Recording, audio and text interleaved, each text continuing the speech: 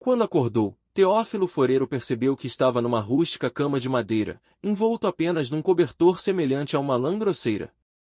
Vestia um pijama delgado, talvez de algodão, e, por uns instantes, vislumbrou aquele ambiente, ressentindo-se de quadros e de janelas. Havia um quarto amplo, espaçoso, emoldurado por tijolos revelhos. Nas paredes, havia uma porta fechada e alguns castiçais acesos. Além da cama e de si mesmo, ele acabará de acordar, nada mais ressaltava-se.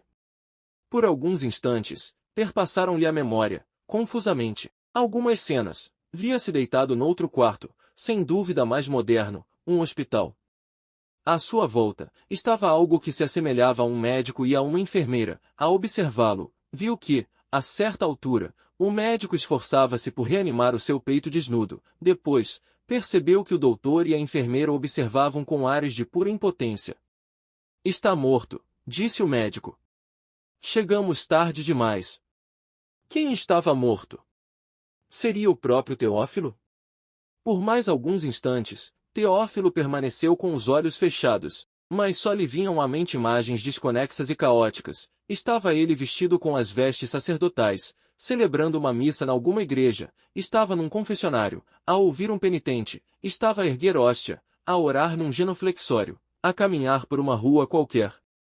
Subitamente, Teófilo lembrou-se de que era padre e de que, no que lhe pareceram horas atrás, sentirá que o coração estourara no peito e que houvera desmaiado.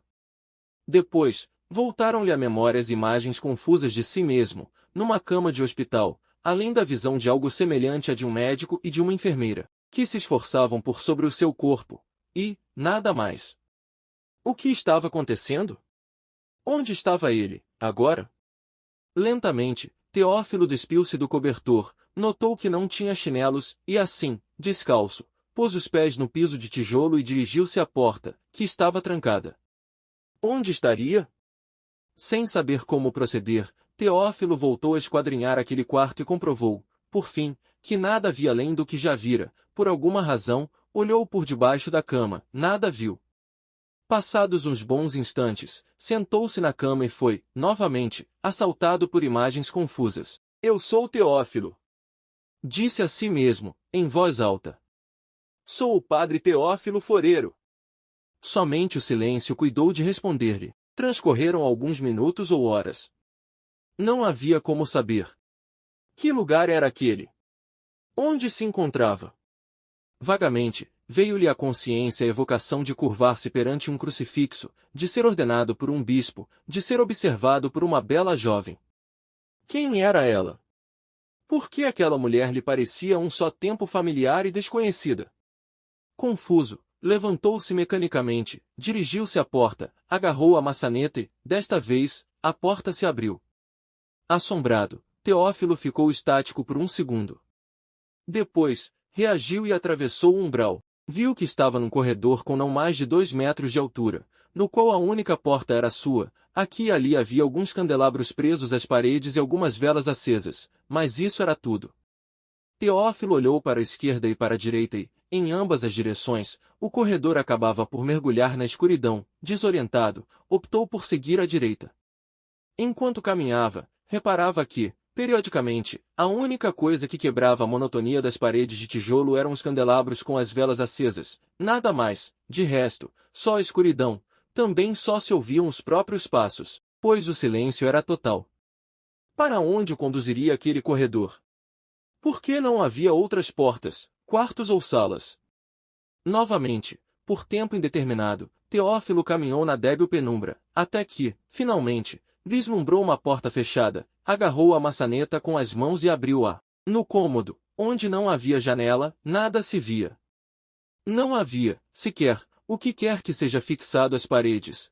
Havia somente os habituais castiçais e velas de sempre. As paredes eram feitas do mesmo tijolo corroído que lhe era de pleno conhecimento. Durante algum tempo, Teófilo ficou a contemplar aquele espetáculo estéril, mas, depois, decepcionado, saiu do cômodo e se pôs a percorrer aquele mesmo corredor, dotado dos mesmos castiçais e das mesmas velas a alumiar, periodicamente, o mesmo caminho na escuridão.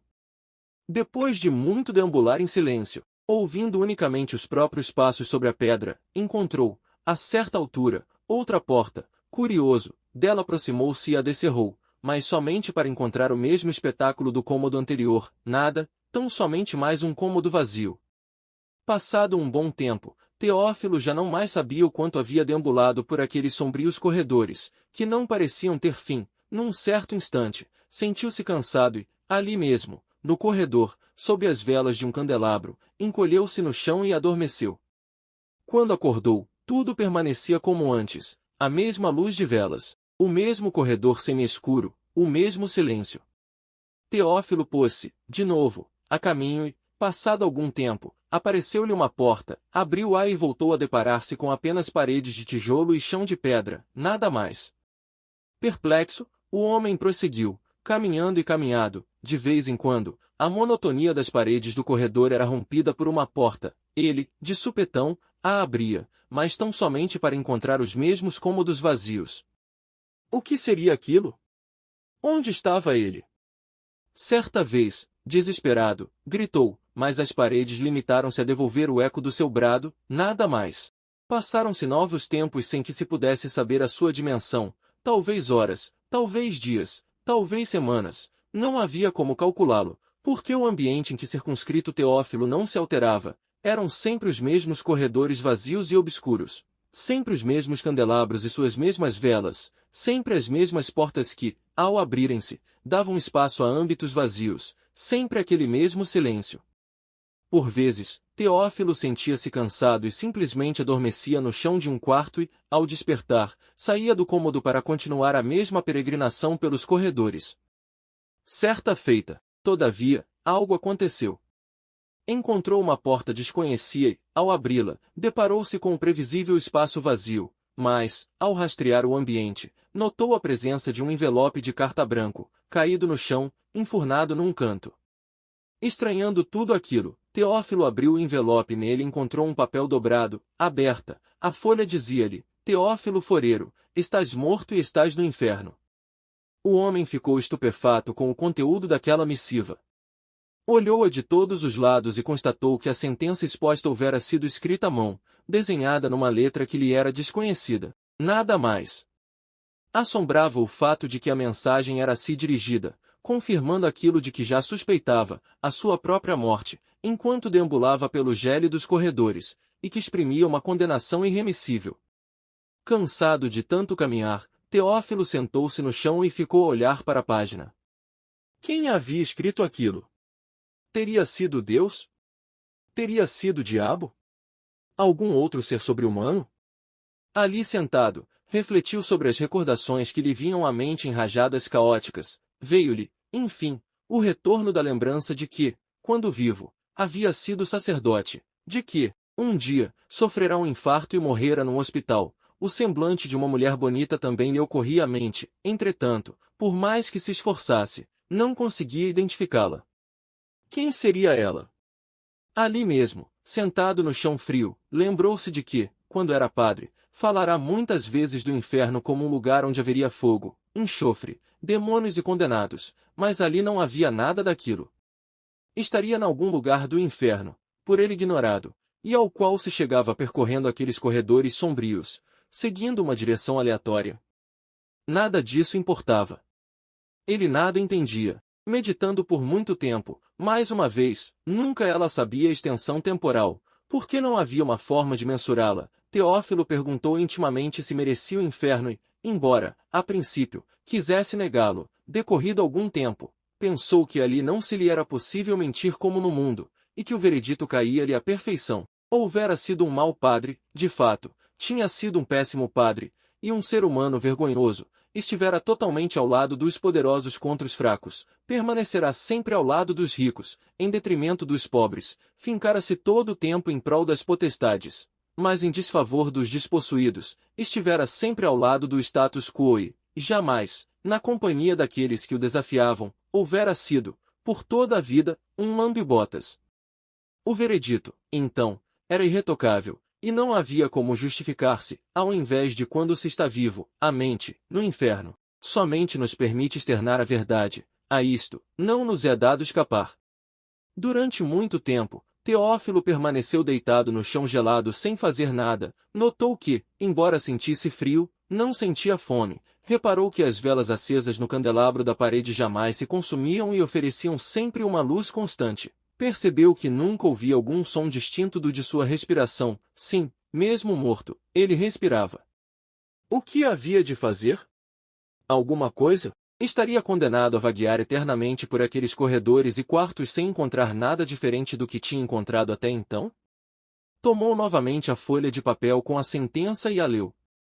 Era evidente, pelo que lá estava escrito, que pelo menos alguém tinha notado a sua presença, pois lhe tinham escrito, dizendo seu nome corretamente e explicando-lhe a nova condição. Outros dias ou semanas ou meses ou anos passavam e o homem ficava apenas deitado no chão a olhar para o teto, nada mais. Uma vez, o condenado pensou que não tinha nada a perder se voltasse a explorar os corredores e os cômodos da estrutura diabólica em que estava confinado, e, então, retomou as suas deambulações.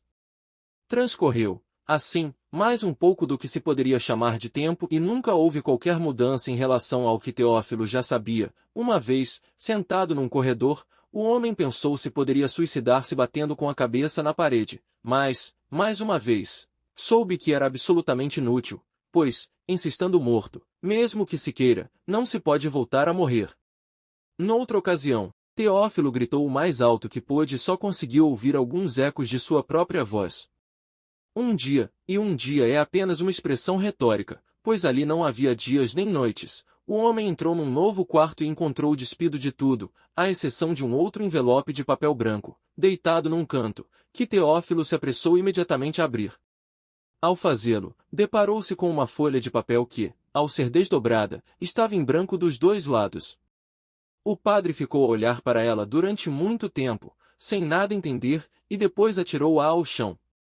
O que significava aquilo? Será que alguém ou alguma coisa tentava comunicar-se com ele? Será que alguém ou alguma coisa zombava dele? Será que o inferno também consistia nesta zombaria eterna? Outro lapso de tempo decorreu sem variação alguma.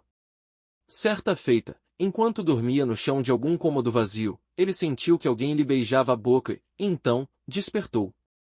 Não havia ninguém. Teófilo sentiu medo e novamente se perguntou se alguém zombava dele. A meditar, encolhido, nalgum corredor, o condenado concluiu que, apesar de tudo, não estava sozinho. Certo era que alguém deveria tê-lo levado para a cama no primeiro quarto, depois do ataque cardíaco, que alguém lhe escrevera uma carta que agora levava no bolso do pijama, que alguém o beijara enquanto dormia. Quem lhe fizera aquilo? Teria sido Deus? Satanás? Um anjo? Um demônio? Algum outro ser simplesmente impensável? Em sua reflexão, Teófilo lembrou-se, também, de sua família. Onde estariam os seus pais? Onde estariam os seus irmãos? Onde estariam os seus avós? Fora ele o único membro de sua família que acabou no inferno? Todos os outros membros do seu clã estavam no céu? Passado um número de dias impossível de precisar, outra vez Teófilo permaneceu, durante muito tempo, estirado no chão de um quarto, sem fazer nada, quando, de repente, ouviu uma voz feminina a sussurrar-lhe ao ouvido direito. Mexe-te, foi tudo o que disse. Imediatamente, o homem virou a cabeça para ver quem lhe falava, mas não encontrou ninguém. Fora ele, não havia viva alma naquele quarto. Não percebeu a razão, mas, sentindo um medo imediato, ergueu-se e abandonou o cômodo. Era evidente que havia alguém além dele naquele prédio que parecia não ter fim. Quem seria? Algum ser invisível? Alguma espécie de entidade maligna? O quê? Numa das muitas ocasiões, Teófilo ficou imóvel no chão de um quarto por largo tempo, ora dormindo sem sonhos, ora acordando e meditando sobre assuntos diversos. Por algum motivo, sentou-se, agarrou a maçaneta da porta e tentou abri-la, mas não conseguiu, estava trancada. Frustrado, bateu várias vezes com os punhos na porta, mas nada mudou. O que podia fazer? Quem tinha trancado a porta pelo lado de fora, tal como da primeira vez em que aparecerá no inferno? Quanto tempo duraria aquilo? O que aquilo significava? Entre irritado e perplexo, o homem espichou-se no chão sem fazer mais nada. Desde então, passou-se um lapso de tempo indeterminado, semanas? Meses? Anos? Séculos? Teófilo perdeu a conta do número de vezes que se levantou e tentou abrir a porta, mas somente para descobrir que esta continuava trancada do lado de fora. Perdeu, também, a conta do número de vezes que adormeceu e acordou naquele mesmo quarto. Igualmente, perdeu a conta do número de vezes que matutou sobre a mesma coisa. Teófilo já perdeu todas as contas de todos os gêneros e as semanas ou meses ou anos ou séculos que nada muda onde ele permanece. Há semanas ou meses ou anos ou séculos que aquele quarto é o mesmo. Há semanas ou meses ou anos ou séculos que já não mais há tempo.